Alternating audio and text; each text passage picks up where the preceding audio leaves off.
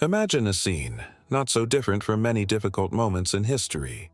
A place of execution, where three men hang on crosses silhouetted against a leaden sky. The brutal reality of Roman justice unfolds under the watchful, often mocking, eyes of a crowd. Two are criminals, condemned for their deeds. The third is Jesus. The air is thick with palpable pain, the jeers of the crowd, and an overwhelming sense of despair. Yet, in this raw and agonizing spectacle, on this most unlikely of stages, something profoundly extraordinary is about to happen. A moment of grace that offers an eternal hope. One of the criminals, let's call him the defiant one, is consumed by a raging bitterness.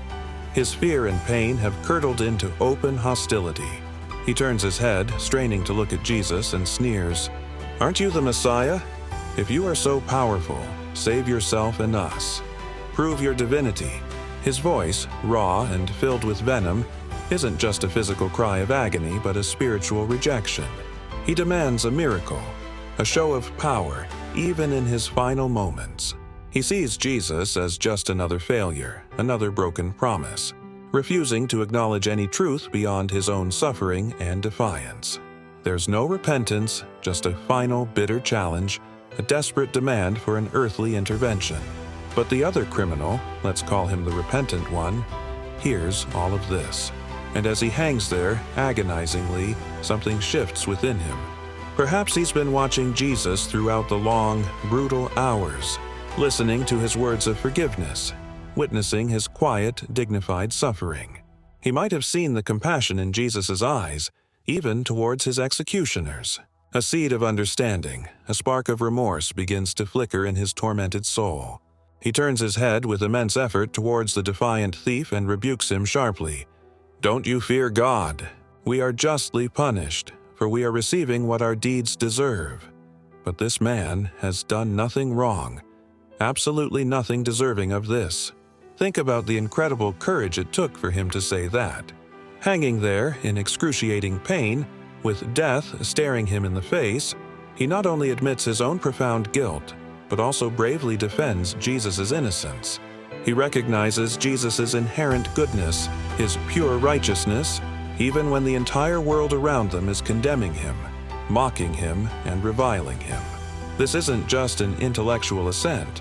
It's a profound spiritual awakening, a moment of clear-sightedness amidst chaos and darkness. It's a sudden, beautiful glimmer of hope in a seemingly hopeless situation. And then, with a voice that is raw with humility and trembles with a fragile, desperate hope, he turns his gaze towards Jesus. His eyes, now softened by regret and a yearning for grace, meet Jesus' gentle, suffering gaze. He utters those profoundly simple yet infinitely powerful and unforgettable words. "Jesus, remember me when you come into your kingdom." It wasn't a demand, not a challenge nor a plea for physical rescue.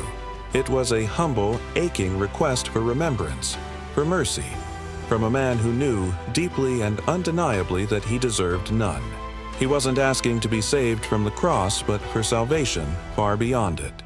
He understood, in that pivotal moment, that Jesus' kingdom wasn't about earthly power or immediate deliverance from pain, but about something eternal, something far greater and more enduring, a promise of everlasting hope. And what was Jesus' response to this heartfelt plea? It wasn't a lecture about his past sins. It wasn't a list of conditions he had to meet or a penance he needed to perform.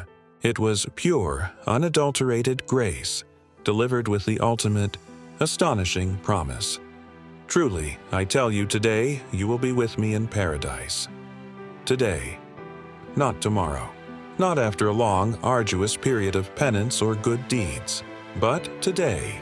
In that very instant, a man who had lived a life of wrongdoing, who literally had only minutes left to live, was granted immediate entrance into paradise, not because of anything he had done to earn it, but because of a genuine change of heart, a moment of faith, and a simple, heartfelt request for remembrance.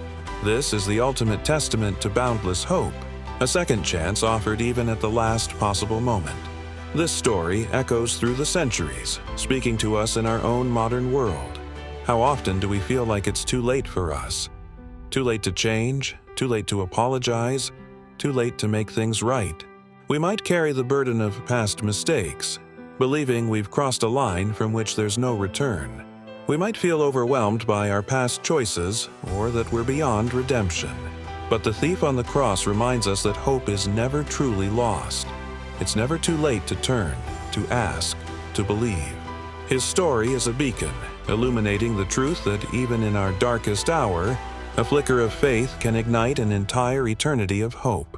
It reminds us that grace is always available, waiting for us to reach out, no matter our past, no matter how dire our present. Thanks for watching. Subscribe and share.